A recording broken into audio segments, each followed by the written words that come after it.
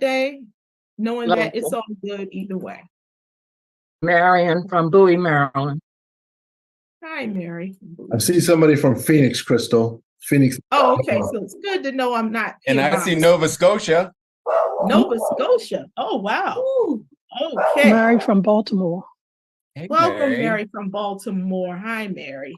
Okay, I'm not sure which screen you can see.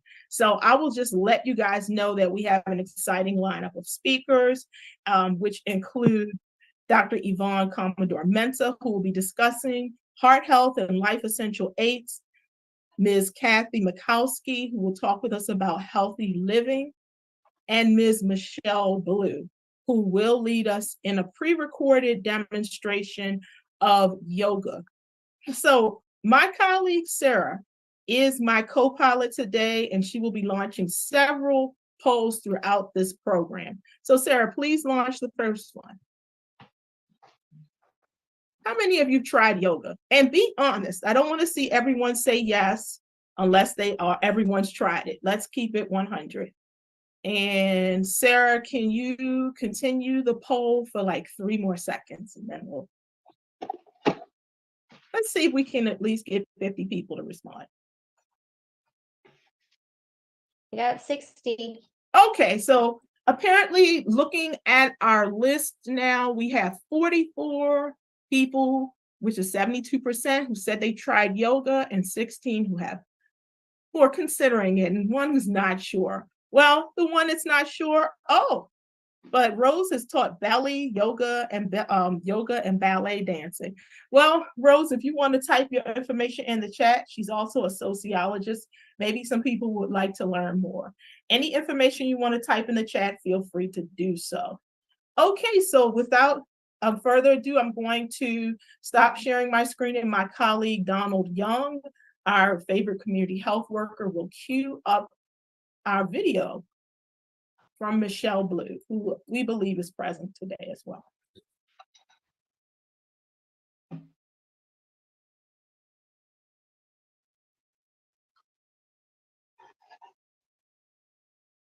I'm a midlife mama all the time. And I said to myself, she is just so pretty and looks all relaxed and glamorous. And I've had a baby. I'm a midlife mama. And I use that as the running joke with this conference, the Healthy Aging Forum. It was founded in 2015. And the whole idea is that living longer is a gift. Tell me how you started this journey. I started this journey, November will be 25 years ago. And I come from a athletic background. I did track in school, baseball, basketball, and I've always worked out, the gym. I grew up, my dad, teaching us very young to work out. We worked out every. So this demonstration that I'm going to go through today, the foundation and the focus is the breath, right? And we're going to work on some breathing. And you can do this anywhere. You can sit in a chair. You can sit on the side of your bed. You can be at work at your desk. You can even be sitting in your car, in the park, wherever you desire, on your front porch, wherever is comfortable for you. So wherever you are, I want you to get in a comfortable seated position, whether it's coming to the end of your chair or the side of your bed, bringing your hands on the top of your legs and just resting there.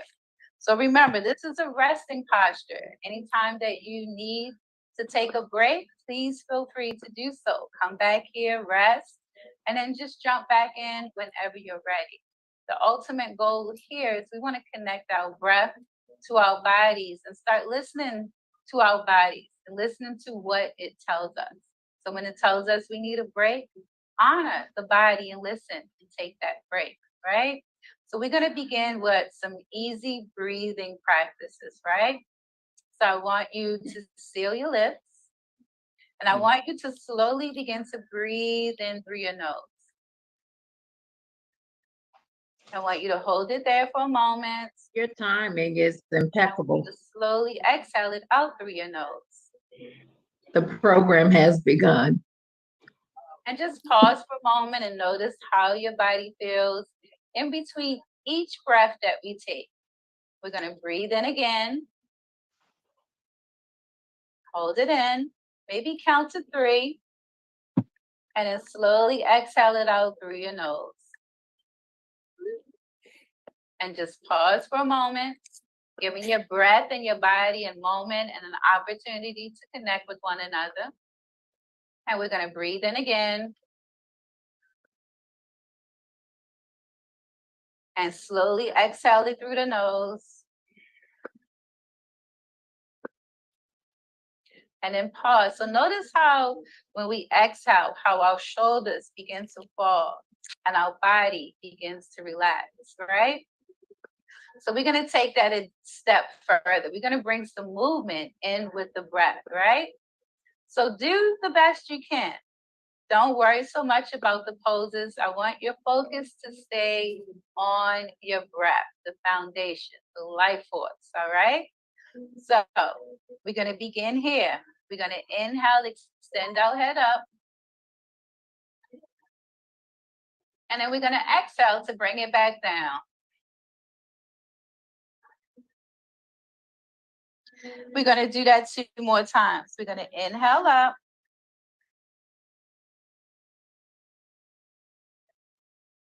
And exhale back down.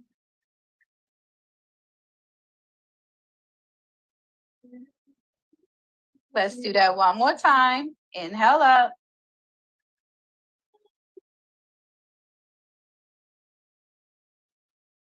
And exhale down. Good, you're doing very good. So now we're going to take that a step further. We're going to inhale to look to the left.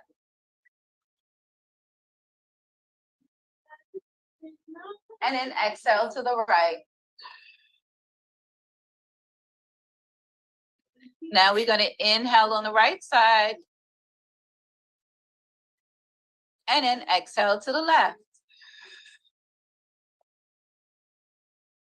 Nice and slow. We want our movements to be controlled by our breath, not forcing anything, being very gentle. So let's do that 1 more time. We breathe in here. Hold it for a moment, maybe for a 3 count. And then exhale to the right side.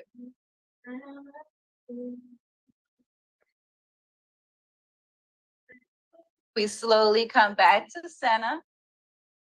And then we're going to do another pose. So the sides of our body, right? It's the area that is the most forgotten part of our body. So we hold a lot of tension, a lot of stress, a lot of stuck energy there, right? So we can hold on to the side of the chair. We're going to begin with our left hand. And if holding on to the chair, maybe you're on the bed, you can keep your hand on your leg, right? But we want to inhale, our arm up by our ear as far as we can, right? And then we want to exhale to reach over. We want to stay right there. We're going to breathe in again. And then we're going to exhale, go a little bit more. And then 1 more time. We breathe in. And we exhale to reach a little bit more. We slowly come back up.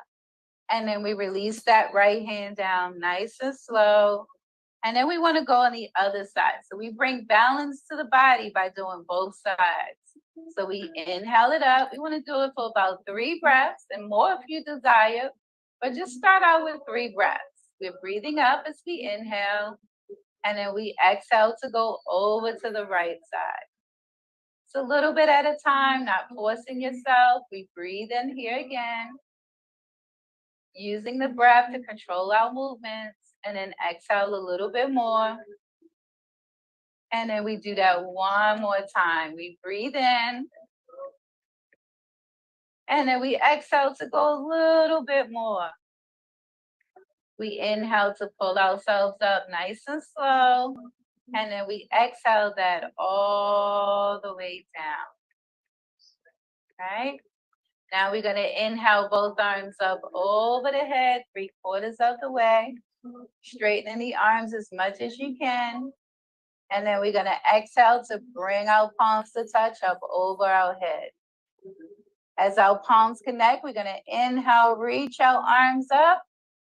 And then we're gonna exhale to bring our hands right down through the center and connect with our heart. So we're gonna do that 2 more times. Remember, everything we're gonna do for 3 breaths. So we're gonna bring our arms back out. We're gonna inhale up over the head about 3/4 of the way. We're breathing in. And then we exhale to bring our palms to touch. Once our palms touch, we're gonna inhale, reach up.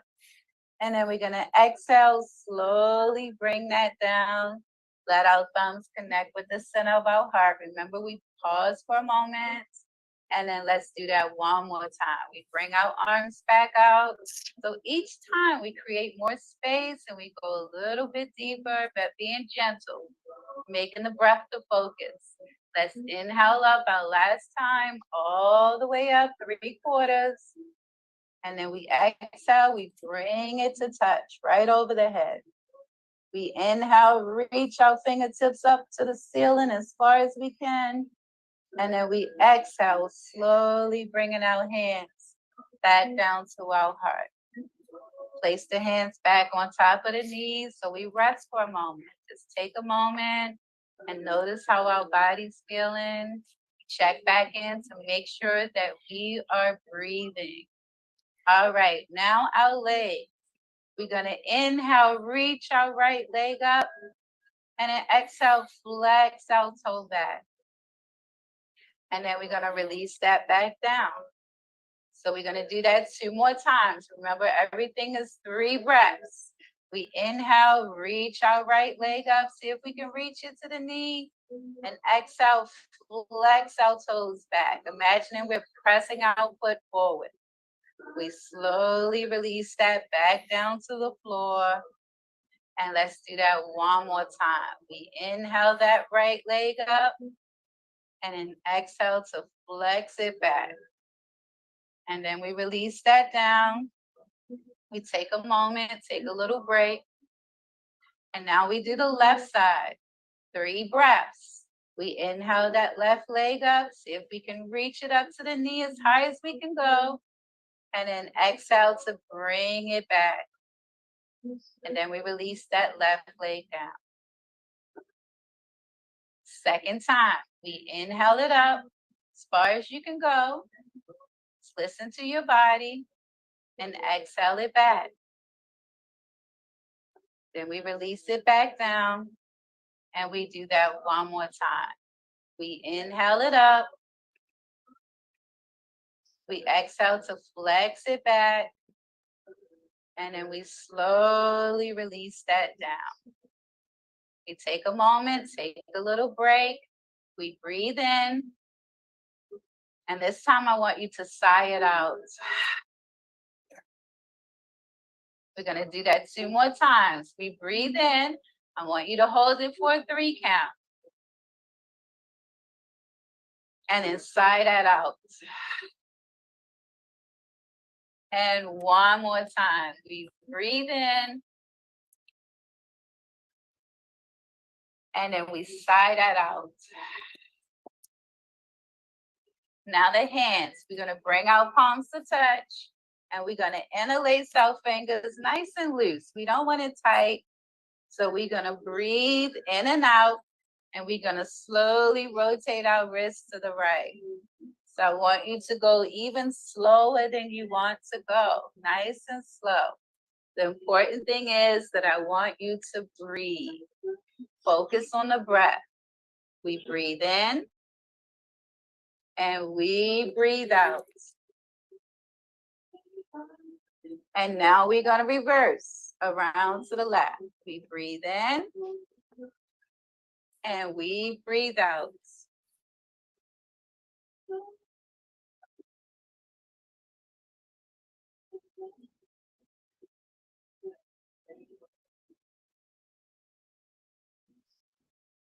And then we come back to center. We release our hands on top of our legs. So there we go. You've done your first yoga practice and you did such a great job. This practice is for everyone, no matter your age, no matter your size. This is for everyone. You can do it from your chair. You can do this on the side of your bed, at your desk at work, in the car, sitting in the park, even on your front stoop. You can do this practice anywhere. Moms, you can do this along with your children, grandparents along with your grandchildren. Everyone can do this practice. The focus and the foundation is to breathe. Don't worry yourself with the movements. Just allow them to come. And the more you practice, the easier the movements will get. But I want you to breathe. Thank you so much for sharing time and space with me today. It's been an honor and a pleasure. Again, I am Michelle Blue. You can find me on all social media platforms. Michelle, Miche, 1L, E at the end. Last name Blue, BLU without an E. And my website is www.michelleblue.yoga. I look forward to seeing you, maybe in one of my yoga classes or somewhere around Baltimore. I can also come to you as well. Peace, love, and blessings. Thank you. Ashe. Ashe. Well, thank you so much, Michelle. I feel inspired. And I think that Michelle is here. And there's Michelle. Hi, Michelle. Well, you know what? There were 16 people in our audience who said they had never tried yoga before. Wow. And one that was not sure. And I must say that thanks to your demonstration, all of us have tried yoga. That was on this Zoom session. So you've reached out to so many. And when we talked, I asked you if yoga was just for people who could walk around their home, or if you had to wear a specific outfit or be a specific weight to even go into a yoga studio. What is your advice to all of us? We can all do yoga, even from the space of our own homes. Just like I said on the video, we can do it seated in a chair. We can do it even from our bedside. We can practice yoga anywhere. We don't have to come to a studio, but if you could, that would be absolutely great to practice with the community. But any way that you can get yoga in, whether you're at home, you can do yoga as well. And as I said, the foundation is not so much on doing the yoga poses, but just breathing, just stopping for a moment and just allowing our breath, the life force, to connect with our bodies. And we create that movement without forcing it.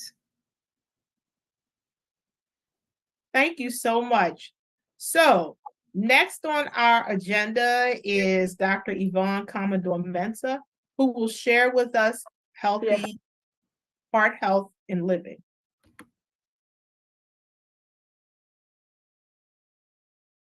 Well, good evening, everyone. Thank you so much for the opportunity to talk about heart health. My name is Yvonne Commodore-Mensah, and I'm faculty at the Johns Hopkins School of Nursing and Public Health. And I'm really thrilled that the organizers thought it would be appropriate to talk about heart health at this forum. And it's one of my favorite things to talk about. So please bear with me as I share the slides and we can dive right in.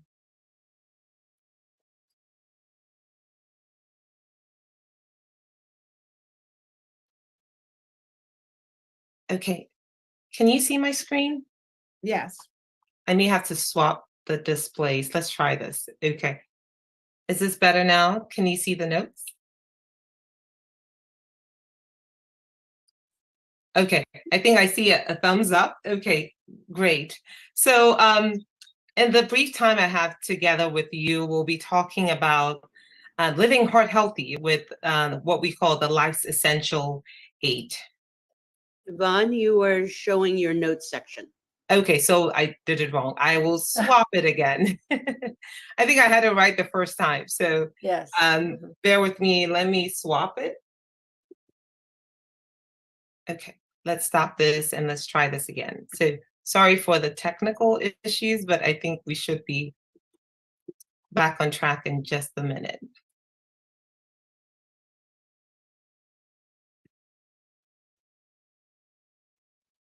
Okay, can you see the screen now? Perfect. Okay, Perfect. great. So again, thanks for your patience. So we're going to be talking about heart health. And so I'm hoping this will be a conversation. If you have any thoughts or suggestions or ideas or things you've tried, please feel free to put them in the chat. So the first question I have for the audience is, what do you think the leading cause of death in the US is? And this is not a trick question. What is the leading cause of death in the US?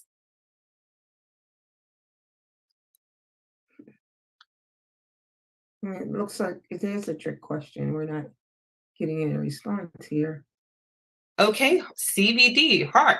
Perfect. So yes, heart disease is the leading cause of death in the US. Heart attack, that's a great example. Unfortunately, on average, someone dies of heart disease every 34 seconds. And every 3 minutes and 17 seconds, unfortunately, someone dies of a stroke. But what I do want to share with everyone here is the good news is that 80% of heart disease and stroke can be prevented. And it can be prevented by adopting what we call the Life's Essential 8. So what does this stand for? And in the next couple of minutes, we'll talk about these 8 components. We are going to talk about how smoking may contribute to heart disease, diet that is not heart healthy may contribute to heart disease. Not having enough physical activity can contribute to heart disease. Having obesity can contribute to heart disease. Having hypertension can also contribute to heart disease. If your cholesterol levels are too high, that may contribute to heart disease. If your blood sugar is high and you have diabetes, that is another risk factor for heart disease. And one of the newer things that has been added is not getting enough sleep. And this may be new or new news to most of us, but not getting enough sleep can actually contribute to heart disease. So let's break it up into 4 components, and we can talk about the 4 of the 8 factors. So let's start with blood pressure. Blood pressure, having hypertension is a leading risk factor for heart disease. So we're going to talk about the importance of knowing these 4 numbers. The first is your blood pressure, knowing your blood lipid levels. We'll talk about the importance of having a healthy weight, and we'll also talk about your blood sugar levels as well. The other 4 factors, and these are behaviors, right? These are things that we can do something about. These are behavior changes that if we adopt can help in preventing cardiovascular disease. So not smoking or vaping. So recently people, we've learned that there's been an increase in vaping, and people think it may be healthier than smoking, but it's actually just as bad. So not smoking or vaping will help prevent heart disease. Having enough sleep, we'll talk about that. Eating what we call a heart healthy diet, and we'll talk about that briefly, but the next speaker will do a deeper dive of the importance of a healthy diet. And we'll talk about physical activity. I appreciate the previous session where we learned the things that we can do to feel more relaxed and also move more. And we'll talk about how that's linked with heart health. So the other thing I want to acknowledge is that we are now appreciating that when we talk about heart health, the mind, the body, and the heart are connected, right? And so if your mind is not in good shape, if you're stressed, if you're dealing with mental health challenges, that can also affect your heart health. So when we talk about heart health, we should not forget that the mind and the body and the heart are connected. And that's why things like yoga may help us to feel better mentally, to allow us to adopt these heart healthy behaviors. So let's start with the first one. Number 1 is getting active. Sometimes we think about physical activity and we may feel like, well, you have to have a gym membership. But actually, that's not the case. The message is to what? Get active and move more. The recommendation is that adults are supposed to get 150 minutes of moderate intensity physical activity. So this may be dancing, if you like to dance. And I love that at the beginning of the meeting, people were singing and dancing. That counts as long as you're moving, right? And also, if you also get what we call vigorous and intensity physical activity. So if you like to swim or you have jump rope, right? Anything that makes your heart beat faster. And we're also acknowledging that if you're unable to get 75 minutes, getting 10 minutes is better than 0.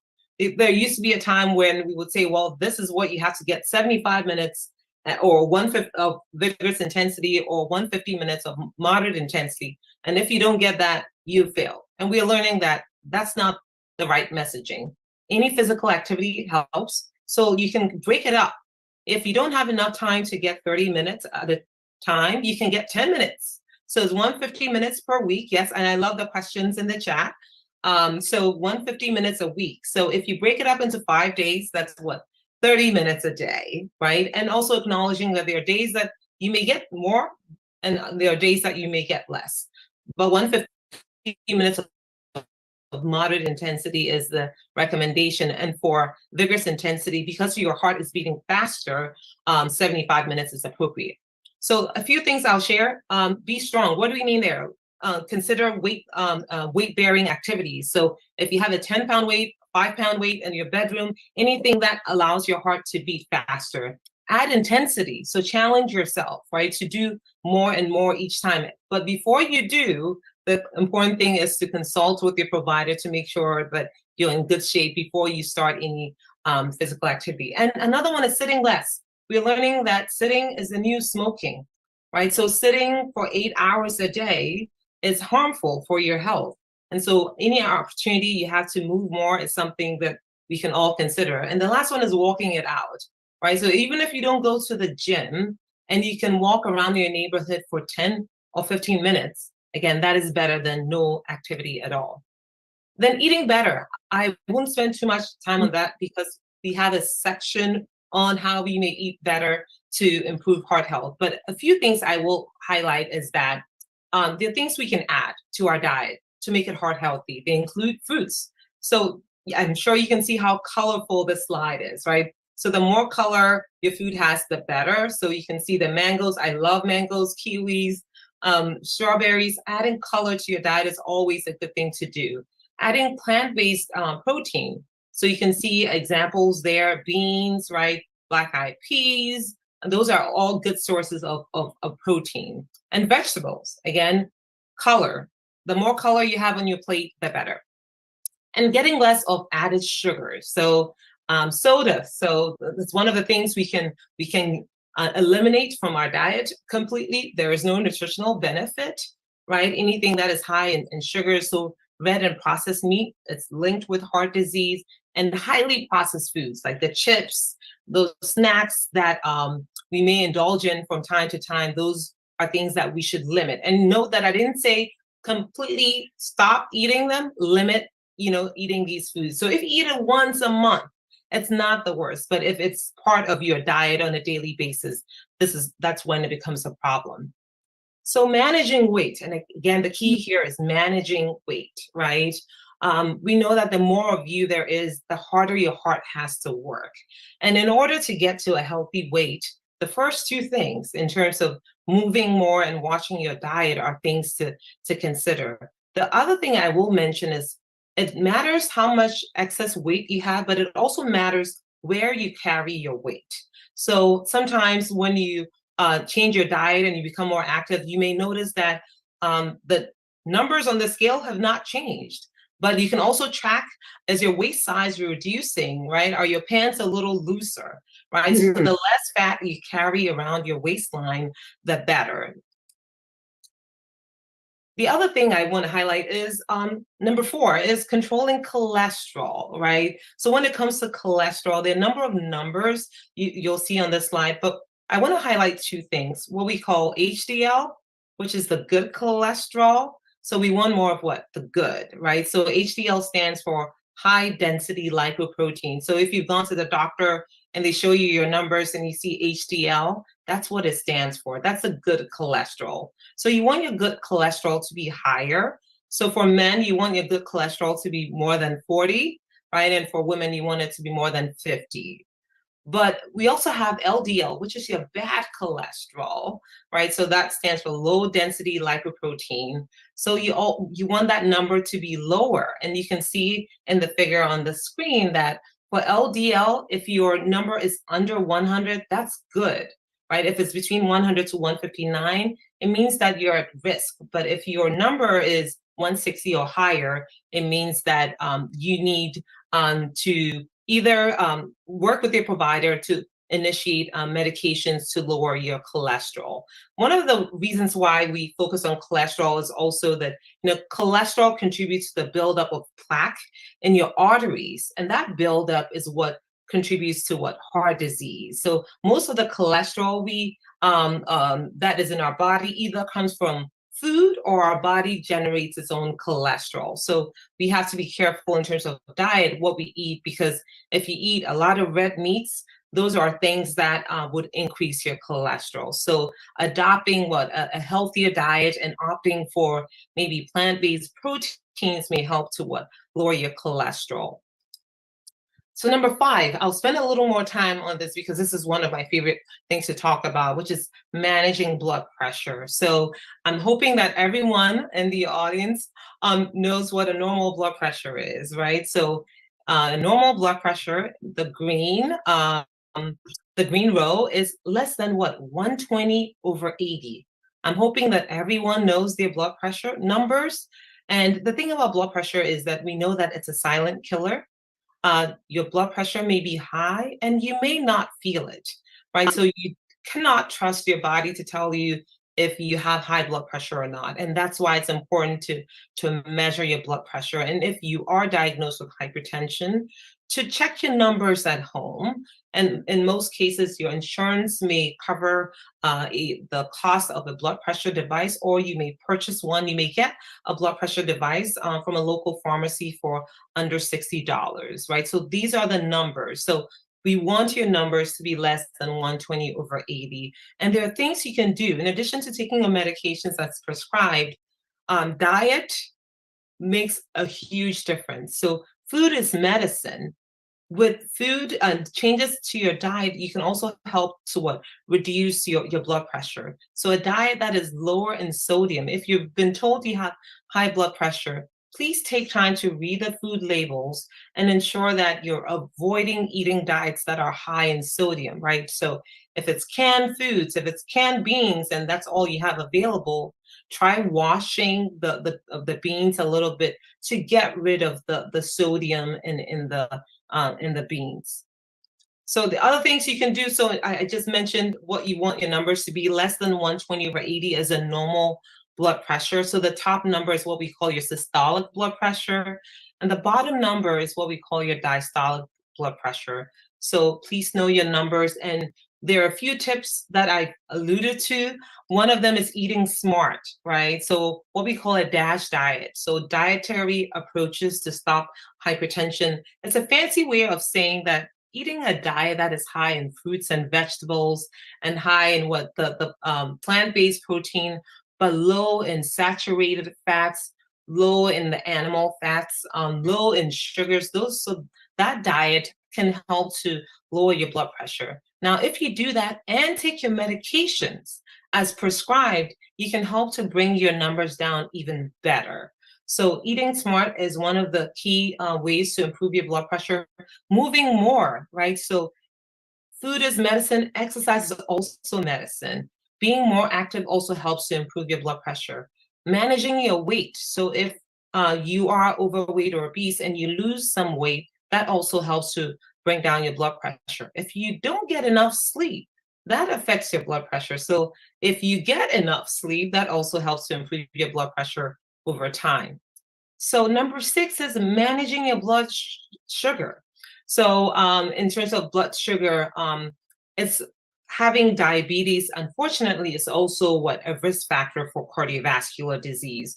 So you'll see the numbers on the screen in terms of a fasting blood glucose. If you go for your annual physical and you are told to fast and your results come back, we want your fasting blood glucose to be less than 100. And that suggests that it's healthy or it's in the normal range. But if it's between 100 to 125, you may hear that you have prediabetes. The good news with prediabetes is that you can reverse it with dietary changes. There are people who've been told they have prediabetes and have made lifestyle changes, such as been more active, improved their diet, and that has helped them get to the normal range. And you hear more about the importance of making changes in your diet to improve your blood sugar levels. Number 7, this one should be easy because unfortunately, smoking is one of the leading preventable causes of cardiovascular disease. So not smoking is one of the best things you can do for your heart and for your health. But I do acknowledge that it can be hard to stop smoking if you currently smoke. Unfortunately, smoking does damage to your blood vessels. So the plaque that I referred to earlier, or the fatty substance within your blood vessels, if you also smoke and you have hypertension, you significantly also increase your risk factor for cardiovascular disease. I So see that's one number 7. question in the chat, and I Yes. see the getting healthy and sleep as well, Yvonne, and that's talking about stress. Michelle Blue, one of our yoga expert, and the business coach, sorry, Karen, Yes. was talking about the impact of stress and even trauma on health and on health outcomes. Do you have any suggestions for individuals who express concerns about the impact of stress? Wow, that's a loaded question. And I think that's what I was alluding to earlier, that indeed stress, and we're acknowledging that stress is one of those risk factors for high blood pressure. And if someone's stressed, they are less likely to eat a heart healthy diet. And as you can imagine, when you're stressed, your body may crave some of the unhealthy foods, and some of us may use stress food as a coping mechanism, right? And You so don't even realize you're using it as a coping mechanism. I don't know about you guys, but I'm on Zoom, thanks to my job, all hours of the night. And the chips start looking very appealing when I'm up really late. So I guess there's that stress connection. I'm looking at Betsy, looking at the chat, Yvonne, and Betsy Simon. Hey, Betsy, wants to know what the numbers diastolic and systolic mean. And if there are a change in these numbers, how does that impact your health? Can I Okay. clarify? Yes, clarify. Yes, I know what it means, but I want to know, I have read that it's important to have the number obtained when you subtract the systolic from the diastolic from the systolic, that resulting number has meaning. What does it mean, Yvonne? Because it would help us to understand I thought I better. read that it should be less than 50, or is it more than 50? So I think, is it Betsy? Yes, Betsy is asking about pulse pressure, right? So what you get when you subtract your top number or the bottom number from the top number. I don't remember what the exact number is, but by the end of the call, I'll put that in the chat.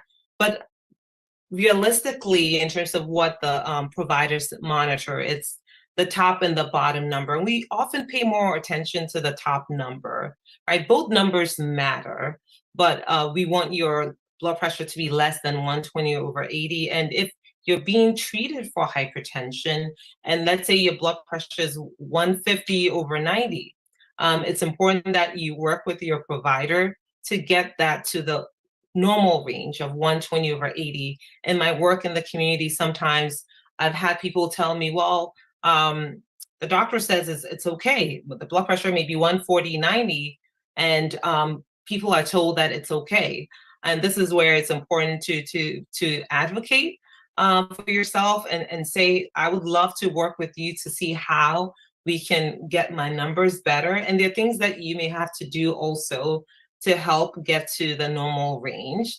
But one thing I will stress is that we should not accept blood pressure over 120/80. And there are circumstances where if someone's an older adult and there's concern about lowering the blood pressure too much, right? So we don't want the pendulum to swing to the extreme end where someone has what we call hypotension and they may fall.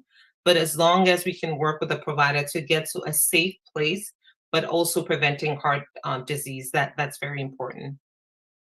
Thank you. I have one more question. I know if we're looking at time to get to our breakout sessions, and that question was from Inez. What is the difference between heart attack symptoms in women versus men?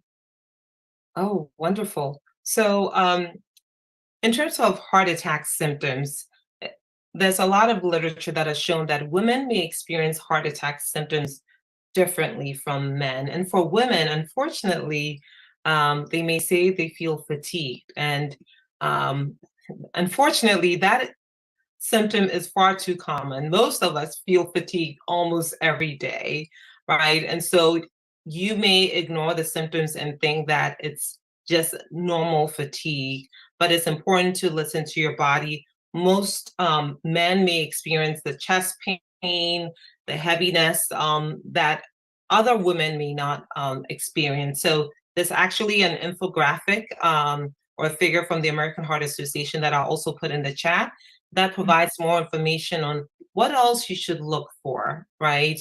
And everyone's different, but I think the key message is know your body. And if something does not feel right, it's always better to reach out for help. And if it's nothing, then you don't have anything to worry about. But in the case of a heart attack or a stroke, time is everything.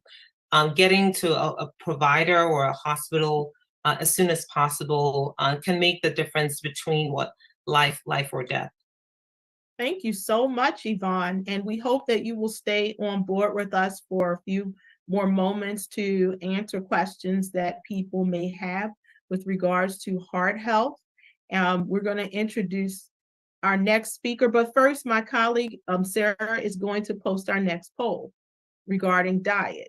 And I'm going to ask our American Sign Language interpreters if they could turn on their screens because we can't see them. Okay, Sarah, what's the next poll? It looks like how many servings of vegetables and fruit should we have every day? And come on, guys, just start typing in some answers here. You're leaving me hanging. I don't see any responses. It came on the screen and then it left. We don't see it. Sarah, can you post it again, please? And if we continue to have technical difficulties, if you could type it in the chat. Oh, now we're seeing some No, now we see it. Oh, good. Because we're getting hungry just thinking about it. And I know that my colleague Barbara Bates Hopkins will be engaging Kathy Mikulski in a discussion very briefly about eating well. We want to better understand what we can do to lower our risk of developing diabetes and heart disease. So, Kathy, please start our discussion. In between the discussion, she will be engaging us in a few audience questions, followed by us going to our breakout sessions. Thank you. Okay. All right, well, let me get my slideshow going. What can you guys see? Can you see the full screen, the slideshow? I can Yes. Okay. see part of it, Kathy. I'm trying to make sure I see all of it. Okay, let me know. Okay. I think it should all be on screen too. It's probably just my screen. Oh, okay. Well, thank you, Crystal. I'm really excited to be here to talk about healthy eating since it ties in with tonight's series on prevention. And turn it as you'll off. see on the first slide, my work on the diabetes prevention program is what I'll basically share tonight, which is some general healthy eating strategies to prevent diabetes, heart disease, and other chronic conditions. And it was so great to hear from Yvonne. I agree with every single thing she said. I loved her slides. They were beautiful. And I would love to chat with her. But in the spirit of aging and healthy aging, we must note that 25% of our seniors or folks over 60 have diabetes right now. So it's very important to learn how to prevent diabetes. And one way to do this is through talking about eating healthier. So let's get started. All right. So what does healthy eating boil down to? I could take 3 hours, but I'm going to try to do it really quickly tonight. But first of all, it starts with your choices. It's all about what you're picking, you know, whether you're eating your food at home or away from home. It's focusing on getting that balanced meals in terms of having a little bit of protein, a little carbs, little veggies, and healthy fats, while you're having some variety or changing up those foods within those food groups to make sure the food is doing what it's meant to do for yourself. The second part is all about the amount, or keeping those portions in check for the amount and quantities that we eat. And then lastly, how you eat. A lot of people don't think about the way we eat, but in terms of, are you being mindful to what you're eating and what you're doing while you're eating, and viewing food as nourishing and helpful, and food as medicine, you know, and what you get out of that food. That's a really important key. So that's the 3 things we're going to basically talk about. So let's start with the first 2. Why does the type of food and why does the amount of food matter so much? Food, like Yvonne said, is our medicine. Food keeps us alive. It was And the awesome. type of food affects our health and our longevity. Food gives us the energy or the calories that we need, as well as those nutrients that we need for optimal functioning and healthy aging. So we said paying attention to balance is very important. Are you eating mostly carbs and fats at your meals and not getting a lot of vegetables? Or maybe you're eating, you know, a lot of carbohydrates and just vegetables, and you're not getting enough protein. So you really need that variety of foods from different food groups to get all of those vitamins and nutrients that your body needs. Like, some people will love carrots. They'll eat carrots several days a week and they're getting great vitamin A, but they're not getting any vitamin C. Whereas the other person loves cabbage, they're eating that all the time and they're getting all their vitamin C, but they're not getting any vitamin A. So we really do need, your body needs all of these, not just parts of them. So why does the amount matter? Obviously, overeating can lead to heavier weights, and being beyond your normal weight does put your body at risk for a lot of different chronic diseases, including heart disease and diabetes. So how do we focus in and make it really easy to get the type of food and the amounts that we need? Excuse me. Okay. Oh, I You're just making had to get some water. You're making me hungry. But when I think about your sizes that you're talking about and how, you know, I'm very happy to eat my own food. But then when you go to a restaurant or out to eat, how do you control that size that's placed on your plate? Well, the first thing you can do is ask for a box to take it home. Because I love having leftovers, because then I get them home and then I add some veggies and I still have that great meal and things like that. But you're right, the restaurants just give you like 4 times your normal serving. And you got to think about before you go out too. Think about what you really want to eat and don't eat, and what's going to be good for your body. But we could spend an hour on healthy eating out. That's a great question though. So how do we get the right type and the amount? And we do this by using a plate. And in the diabetes prevention program, what we use is a diabetes plate method. And even though our participants aren't diabetic, you know, this diabetes plate method can work for everybody. And that's what I'm going to show you. This is one of the easiest tools that you can use It's a simple visual tool that'll help guide you when planning a healthy, balanced meal of veggies, proteins, and carbs without any weighing, any calorie counting, any measuring. It's just a very simple thing that you can do. So let's look at this. Let's look at the breakdown here. Is you see in the left side of your screen, you see in the number 1, half of your plate or 50% is loaded with your non-starchy vegetables, which we'll go through. And then you can also see that is, you can see that on the right by, all the broccoli. Like broccoli is half of your plate, right?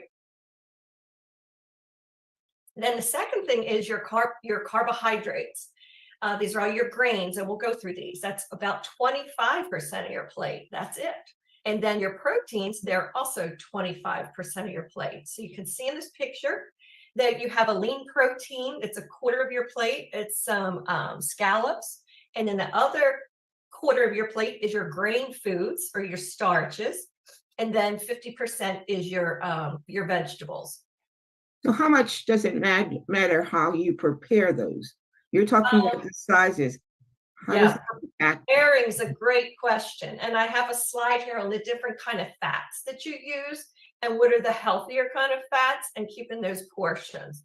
Because if you're using, 3 tablespoons of oil or butter on your broccoli, then yeah, you're gonna be getting those extra calories and risk of getting too much saturated fat. So you do have to think about preparation methods. But in general, when you're just planning a meal, keep this picture. You're not going to walk around with a plate, right? Mhm. Keep this in the back of your mind and just try to strive for these different proportions. But for someone who hasn't used the plate method, I would suggest just pulling a plate out. You can just draw the lines, but use a 9-inch plate. That's what the American Diabetes Association recommends. And start putting your different portions on your plate and seeing how that feels and works for you, and then make adjustments when you need to work for yourself. And nobody's going to achieve this right away. Nobody does this right away. It's just something to strive towards. Small changes to add more veggies, eat a little bit less of your protein, especially from your animal sources, and don't eat as many carbs. So That's a great suggestion about the size of the plate, because when you go shopping, you can get larger plates. Yeah, that's right. Yeah. I've worked with individuals for 25 years with weight loss and eating right. And one of my guys just bought a smaller plate and he lost 10% of his weight and he still uses that same plate. It just works for him. You got to find what works for you too. And then what else is on this guide? You see that water. Why are we saying water or a 0-calorie drink?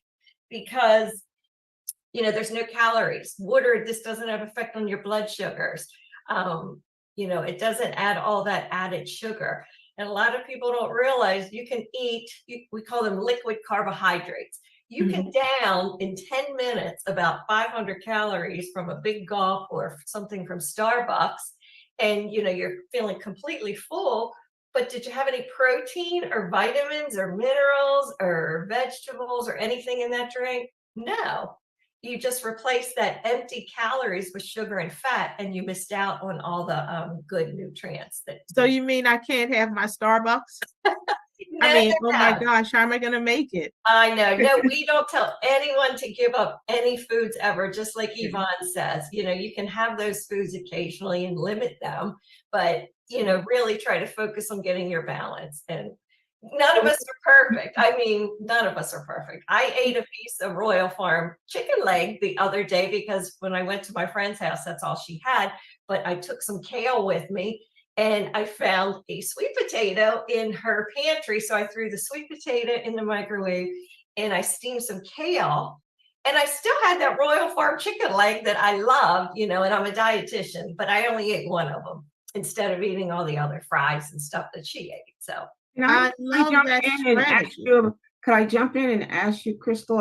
When we talked about the water, and there's so many different types of water. Oh yeah, definitely. That, it's a lot. I mean, a lot of your waters have a lot of those sugar alcohols, that lower the actual glucose or sugar in them. And some people get a lot of side effects from GI from the sugar alcohols, or a lot of artificial flavors and such. I mean, the best bet is just to have a Brita filter, get your water and squeeze some citrus or cucumber or some mint leaves or something like that in. It's a lot cheaper too. Looking at those different recommended waters that might be better for you. Yeah, or unsweetened teas, or let's see, I had some stuff I had written down somewhere, like liquid carbs, sparkling waters, flavored waters, diet soda once in a while is okay, or unsweetened coffee and tea. So I have a question because I know that we're heading into the holidays, and although we have people of varying faiths getting together with family or even your extended loved ones or just yourself, we're often bombarded with opportunities to eat different foods. Can you, before we transition into our breakout sessions, the clubhouse, the man cave, and the sister circle, can you give us one piece of advice as we prepare for our holidays and our meals? That would be to maybe eat something small before you go, or have a very healthy breakfast so you get some good fiber and some vitamins and fruits and some veggies before you go, or a filling grain, so that when you go, you won't be starving. I would not go starving. That always helps. Like drink a can of low salt tomato juice, or light cheese, or a couple whole wheat crackers, or something like that. And then take a look at what you're going to have and choose those key special things that you really like, and listen to your stomach too. Just listening to our stomach. It sounds like you've given us a whole new idea with this, the tomato juice. That's a new one for me. Yeah, it's very filling. Just a small little thing of tomato juice, and it gives you fiber and nutrients and energy, and it's very filling. So I tell you, I think, who knew? I think we all need to at least try that. And if nothing else, I do believe all of us can drink water, preferably from the bottle. But we are transitioning into our breakout rooms. Kathy, we're going to have to invite you and the Brancati Center individuals back so we can hear more about healthy eating. But we thank you, but we actually have to transition to our breakout rooms. All righty. Well, I'm sorry I can't finish everything. I can send you the slides. Definitely. We will send people the slides. Okay, because there's good information in these. We believe there is. Thank you. Okay. Well, thank you guys. Have a good night. Thank you so much for your time. And Kathy, if you can just stay put, because I think you have a lot of interested questions on the meeting chat. If you don't mind answering some of them as I we can try to do that. Sure. And anyone who wants to stay in the main room to converse with Kathy is welcome to do so, and then proceed to the breakout rooms. It's just really out of the necessity of time that we have to shift gears.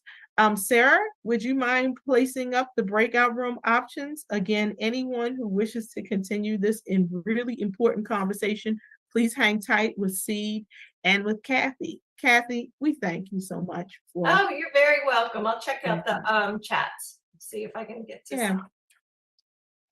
Okay, so we have 3 breakout rooms, and my colleague Sarah Stevens will be placing them out shortly. We have the Clubhouse, which is hosted by Donald Young, and that is for the LGBTQIA and non-binary communities. The Man Cave for the men, focused on men's health, and the Sister Circle, first focused on women's health. If you need any help getting to your rooms, we will be able to assist you. And again, anyone who's interested in continuing this discussion on diet is welcome to do so. So Sarah, suppose you didn't pick a breakout room. If you didn't pick one on your question, like on your event, you can pick one when they come up. You can go to the Sister Okay, great. Circle, Thank you. Or you're very welcome. You're very welcome. They're now open.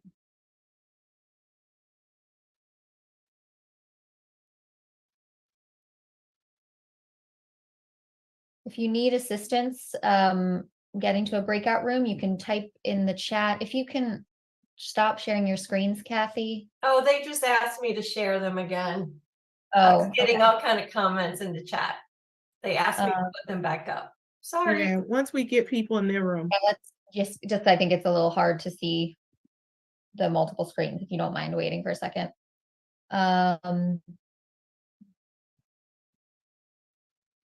right, Jamie, you're going to the sister circle.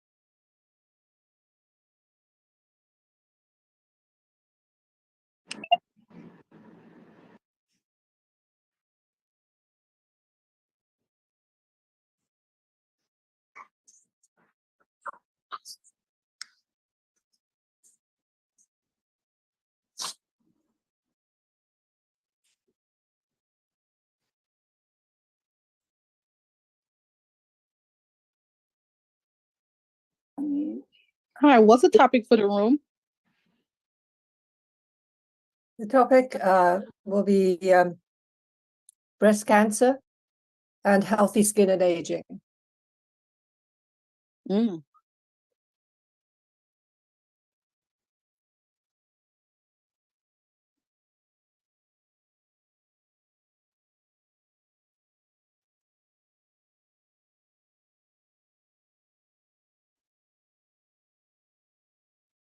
Crystal, you're muted.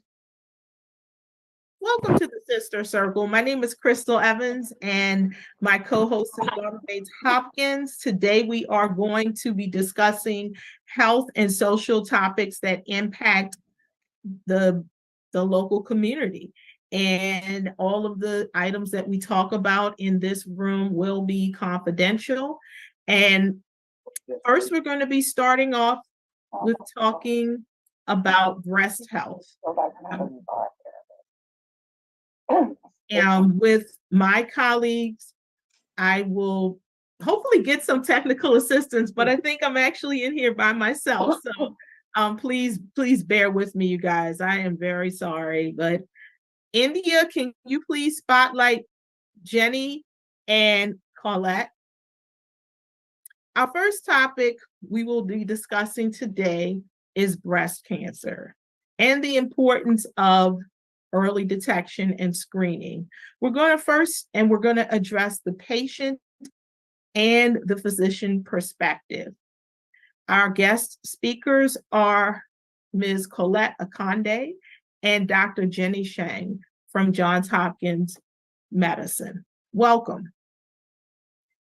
Colette, thank you so much for taking the time to be a part of this discussion and your willingness to share your story. So first, we're going to start off with Colette sharing her reflections and Jenny, and it's going to be an interactive dialogue. We have set aside 30 or so minutes to really focus on this particular topic. So welcome, Colette. Hello, everyone. Hello.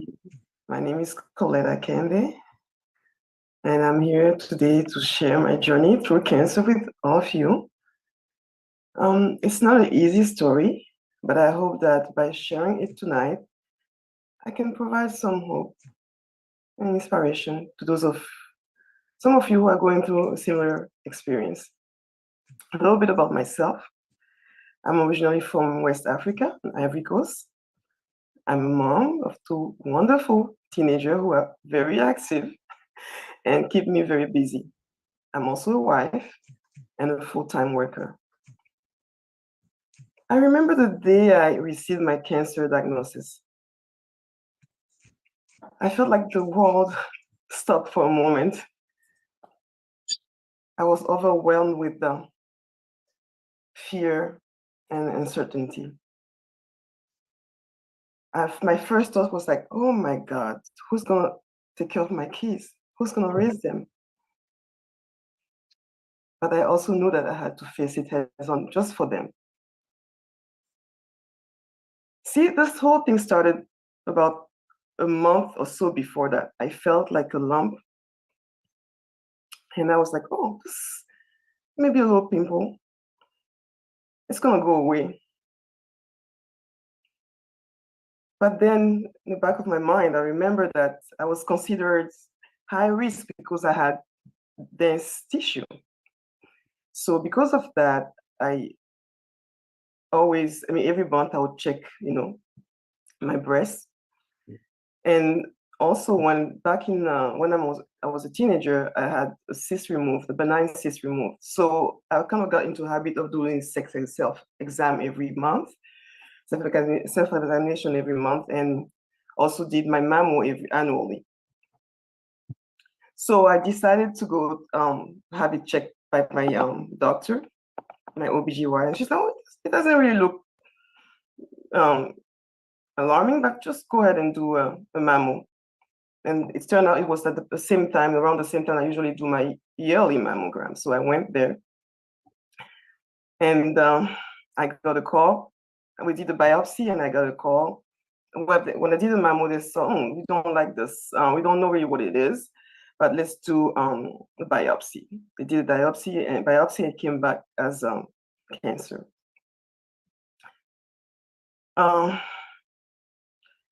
It was tough. But I went to treatment. I had a surgery. First, lumpectomy. Please mute your phone. Excuse me. Then I had chemo for 5 months, I believe. And then I had another surgery. I did a double mastectomy because after I did genetic testing, they told me that I had the ATM mutation, so I was considered even higher risk. So I decided to go to do the double mastectomy. And I had radiation for 5 weeks. I went there every day for radiation. All these were incredibly challenging. There were days where I felt like giving up. But I knew that I couldn't do it for my kids, but I also knew that I couldn't do it by myself. See, growing up, I was raised in a culture that values resilience and strength in women. There was almost an unspoken norm of keeping life struggle and challenges to ourselves. So for me, seeking support from my friends and family was like unthinkable at the beginning. But then I realized that I couldn't do it by myself. I needed help. And I had to learn to reach out for support. And it's thanks to my support system that I was able to, I like to call it my village. It took a village. My friends, family, my daughters, they really taught me resilience and determination. They're like, Mommy, you'll be okay. Don't worry. We'll be here. We will help you. Anything. And they really helped out, with our girls and anything. They really made it. I was like, oh, wow. Thanks to them, I have to keep going. I can't give up now. They were such an inspiration to me. My friend took me to chemo sessions, took turns, picking up my kids from school. My husband was there as well. He was overseas, but each time we come back, he was there for us. but my friends and family were my rock. They, they were there through the ups and downs. It wasn't easy, but the unwavering support, really, their presence made the journey more bearable. And also my healthcare team, they play a vital role in my journey. Their compassion, their dedication, they were my pillar of strength. They were there answering my question no matter what time I would call and bug Dr. Cheng and the whole team. They were there. They eased my fears as well. And they really reminded me that I wasn't alone. That did make a difference for me. And also found solace in other mechanisms, meditation, yoga, art therapy. That also really made a difference. They help me stay mentally and emotionally strong. Now, the cancer is not without challenges, but I've learned to ask for help, to appreciate every moment, to embrace life to the fullest. I've learned to enjoy a simple act of sipping a cup of coffee.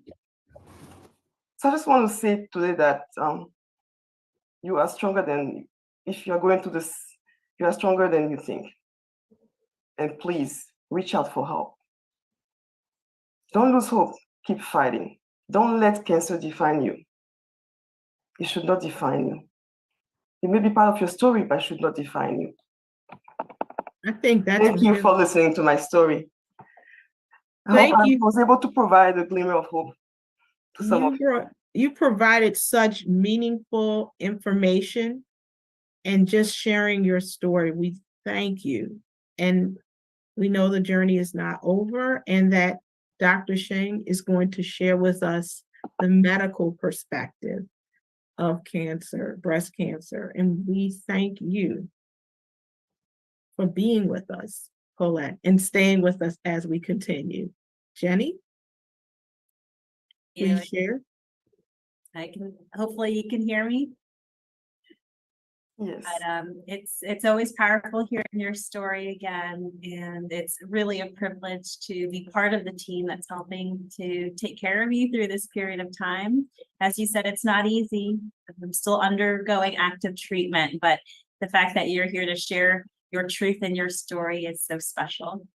So tonight, I'm going to share a medical perspective on breast cancer. For some of you, perhaps you're going through this, and some of you, you've really not had very much experience with this, or you haven't heard a lot about it. So hopefully I'm going to give you a little bit of information.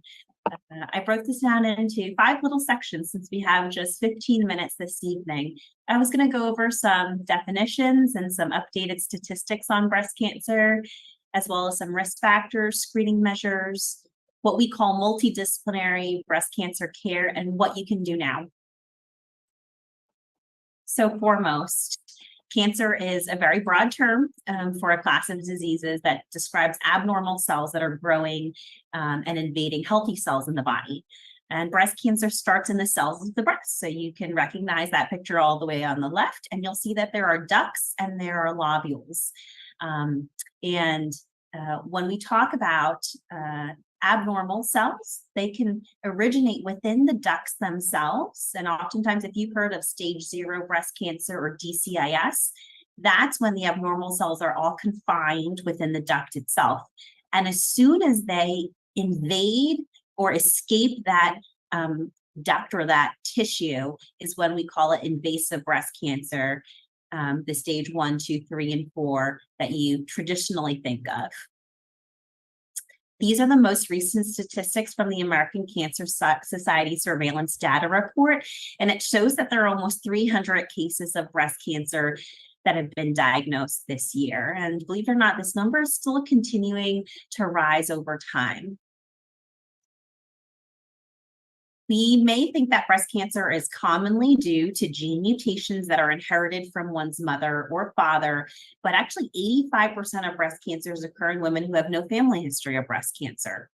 So you'll see here in these 3 figures, all the way on the left-hand side, about 30 to 40% of the time, we see known risk factors attributed to the breast cancer, but more than half of the time, we don't see any known risk factors. There are certain risk factors that just can't be changed, and they are age, race, family history, personal health history, early period or early menstruation, and late menopause. In other words, getting menopause after age. And then there are certain risk factors that are within control. That is the lifestyle component of it, how active you are, how much alcohol is consumed, and whether or not hormone replacement therapy is used. In this little table, you'll see that aging is actually one of the major risk factors.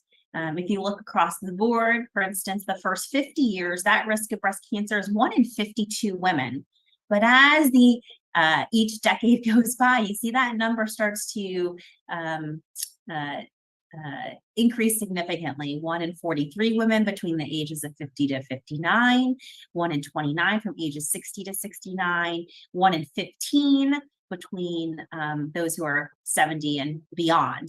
And if you average all of that, it's actually 1 in 8 women. So that's where you hear that statistic that 1 in 8 women receive a breast cancer diagnosis in their lifetime. Jenny, 1 in 8 women, how does menopause play into that? I was looking in the chat and one of our participants asked us if you could explain the definition of late menopause, which was in your slide, because there was a lot of background noise, which we apologize for, everyone.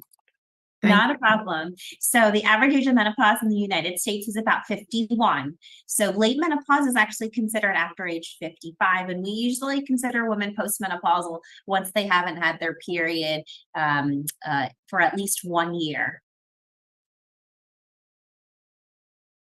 There are also certain components that you can alter. So race, I mentioned, Ashkenazi Jewish race, as well as Black women do have a higher incidence of breast cancer and certain types of breast cancer as well. In terms of screening, we know that early detection saves lives. And in the United States, and I think all first world countries, this is something that is exceptionally important. What we've learned is that the 5-year survival is high, 85 to 90% with early stage breast cancer. So we want to find breast cancer early. Across all stages, you'll see 90% 5-year survival. And if it's local, really early stage 1, 2, we're looking at 99% survival at 5 years. But if it's found, for instance, at stage 4 diagnosis, which is distant disease, that's a 27% survival. It's drastically different. So we are always telling women, get your screening mammogram.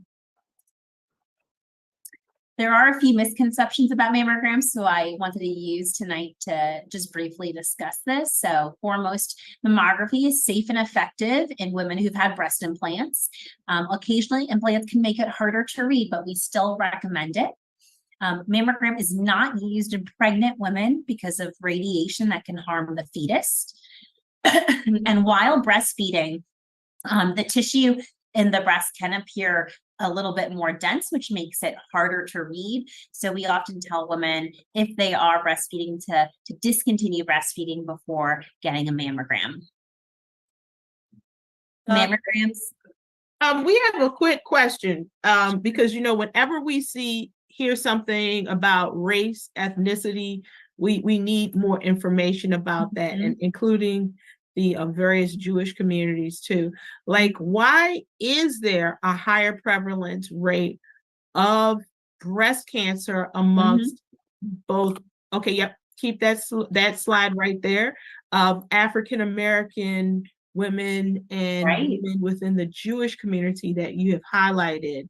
And why is it that, and why are we more likely to die? That's something that I think we should not trip over. Thank you for bringing that question up. So for Ashkenazi Jewish women, the reason why they're at much higher risk of breast cancer is because there are a higher rate of genetic mutations, specifically the BRCA mutation. In Black women, it's not necessarily that there are more diagnoses of breast cancer, but they do have a worse outcome if you compare them to Asian, Hispanic, and Native American women. And we're still trying to better understand this, but we do notice that there are some higher rates of what we call triple negative breast cancers, which do tend to be more aggressive and have a worse prognosis. So it may be that they are more likely to have a subtype of breast cancer that is a little bit more aggressive. And like I said, still trying to better understand all of the complexity to that, but some of the trends that we've noticed. So hang tight, hang tight. You know, like I said, when we were looking to the chat and people were raising these questions, I have to speak on everybody, on thinking on everything. So you mentioned in one community there is clearly potentially a genetic mutation. But in the African American community or the African American Black community, there may be a higher prevalence, like poor health outcomes. Does that mean that we are getting screened at a later rate, or should we attribute all of this to the triple negative? No, I think it's a very complex explanation, probably, or multifactorial, depending on the individual. Certainly some of it is the type of breast cancer that I mentioned that's diagnosed, but there have been studies that have shown that not everyone gets their annual screening mammogram. Sometimes there are delays to that. Sometimes there are some cultural components that really impact people asking about their family history and talking openly about that would maybe prompt someone to get earlier screening because they're high risk, or even sometimes accepting a diagnosis of breast cancer and accepting treatment. So I think it's a very weighted discussion for an individual, but they should always have it with their primary care doctor or their gynecologist. That's typically the person who's ordering these screening mammograms. And when should we get a screening mammogram? Like what age? And as you're mentioning these disparities amongst people based upon race, ethnicity, and genetics, should we be getting them sooner than later? Great question. We're going to dive into that right now. Oh, wait, great. I want to emphasize that mammogram does correctly identify about 87% of women who actually have breast cancer. There's, of course, a risk of a false positive, which means you go in for your mammogram, they think it's suspicious, maybe they even biopsy it, but it's actually not cancer. And that range of false positives is about 7 to 12%. So, of course, that can be a very scary situation, but the thought is that, we're detecting more breast cancers as a whole. So I will tell you that there are actually quite a few different screening guidances depending on the agency that you follow. So these breast cancer guidelines are actually for average risk women, and that's what most women are. But you'll see that we have the American College of Obstetrics and Gynecology and the National Comprehensive Cancer Network listed at the top, and they do start a lot earlier. They recommend starting at age 40 with annual imaging. And you'll see that there is variation in terms of whether or not to do breast self-exam. I will tell you that most of the agencies do not recommend self-breast exam anymore, although the NCCN does. We do recommend breast self-awareness. However, that means, if you notice that you have nipple discharge, or you notice that there is this lump in your breast that wasn't there before, you absolutely should bring that up to the provider that's taking care of you, whether it's a primary care doctor or a gynecologist.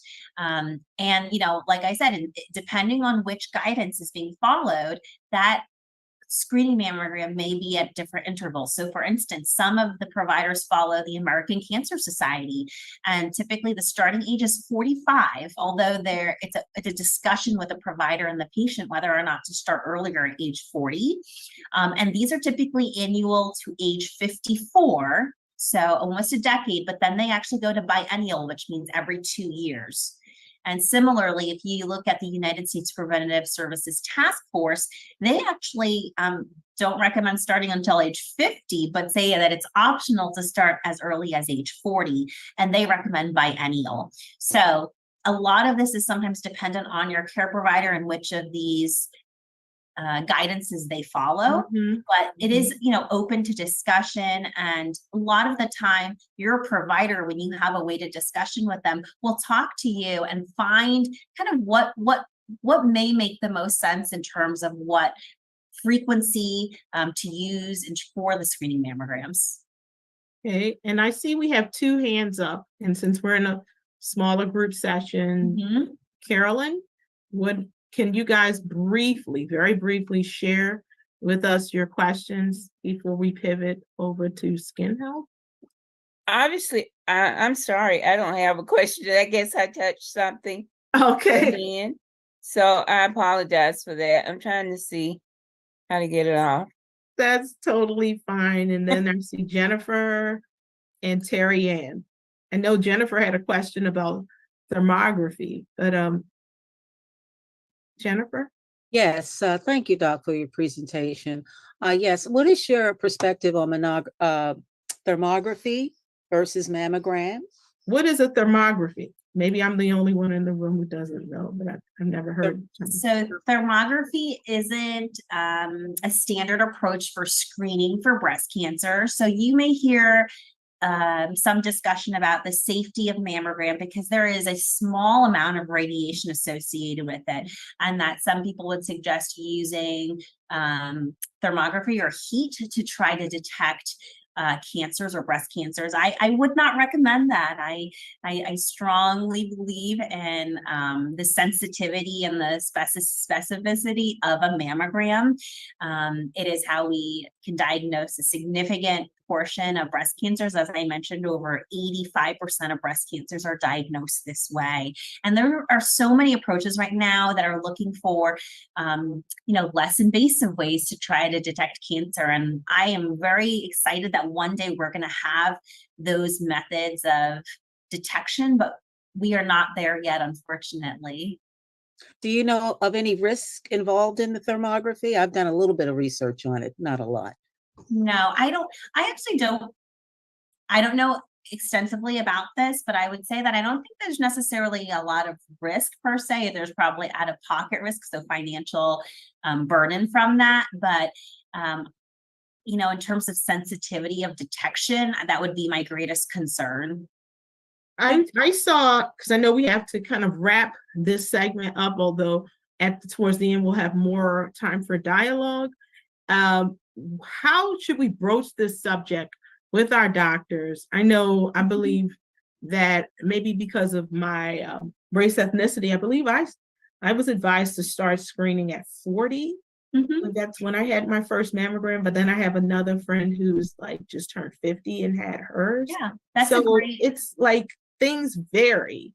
And even in this conversation, I've heard a lot of different acronyms and suggestions for our audience.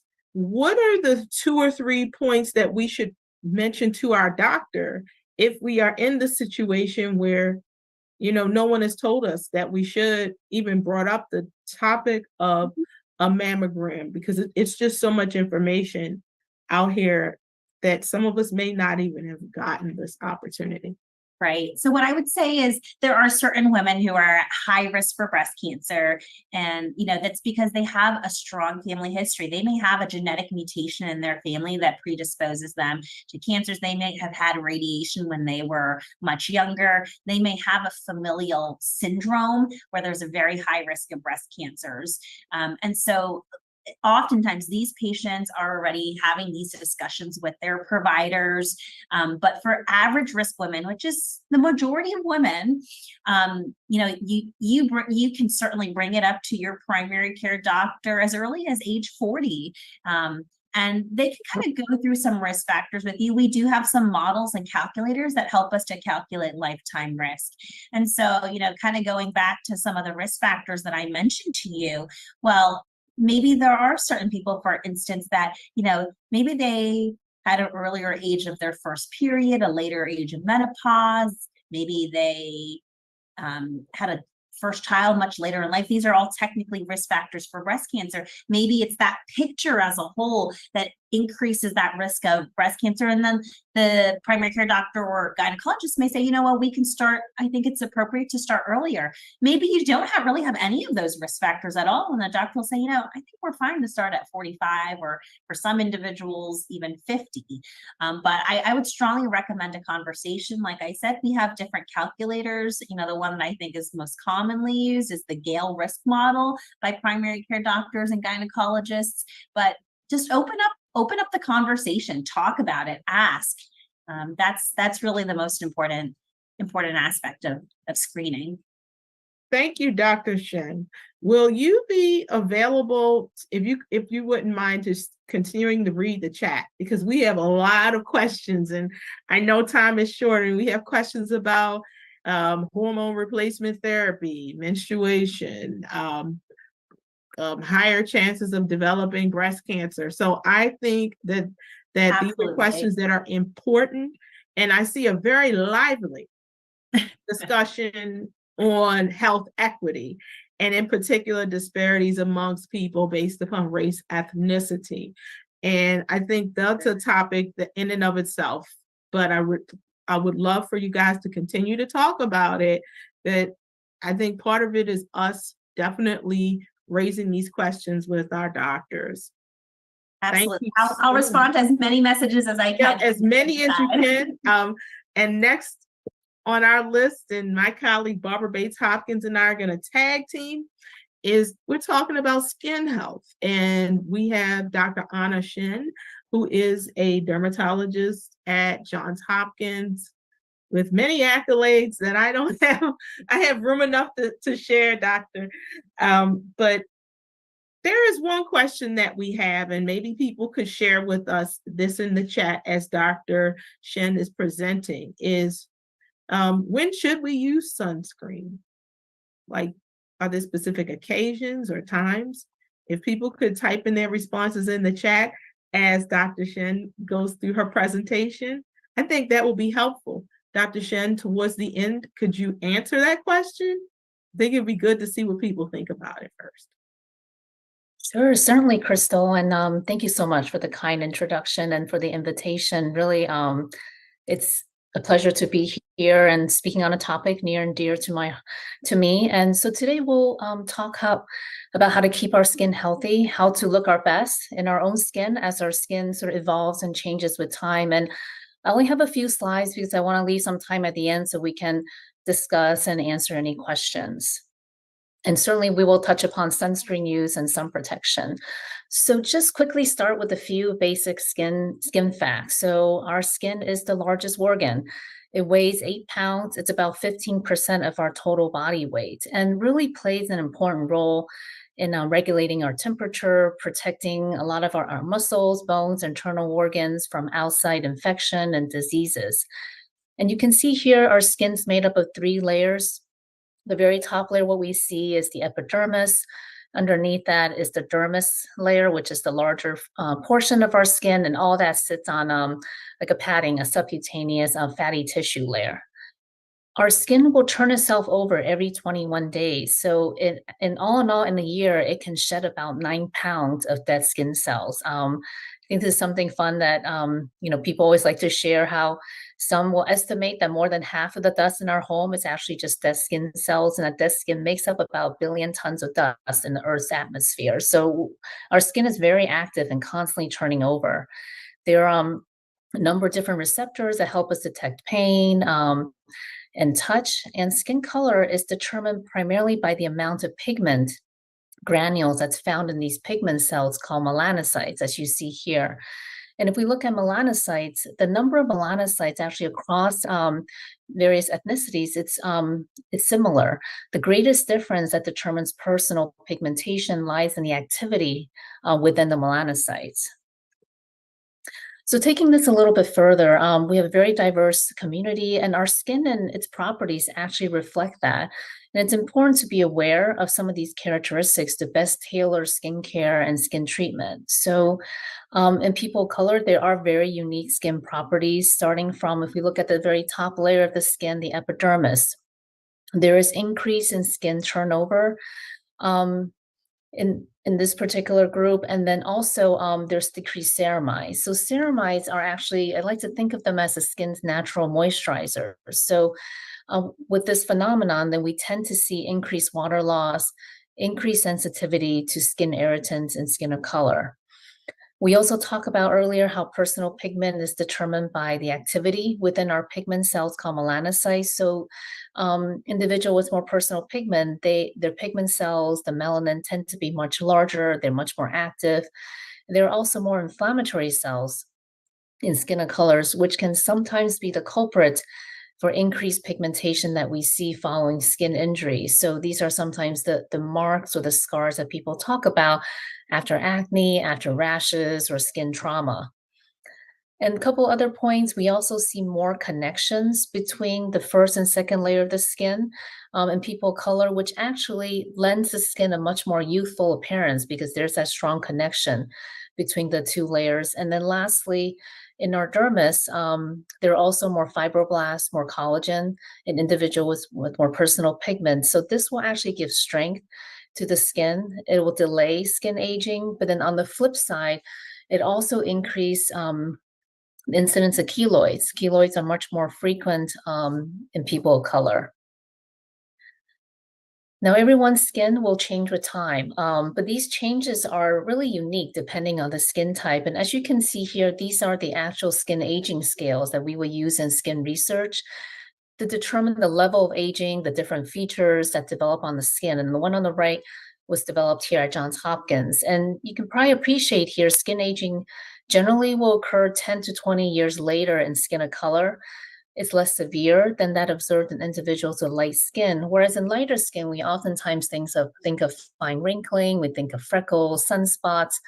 But the primary changes in people of color tend to occur in the mid-face. There's increase in skin laxity. So in turn, there are more prominent skin folds.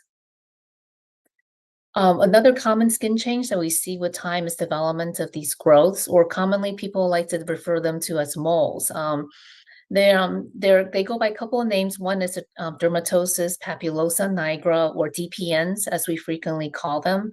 Another one that's very common is our seborrheic keratoses, or SKs. It's another term. And they do look a lot like moles, but in fact, they're not moles.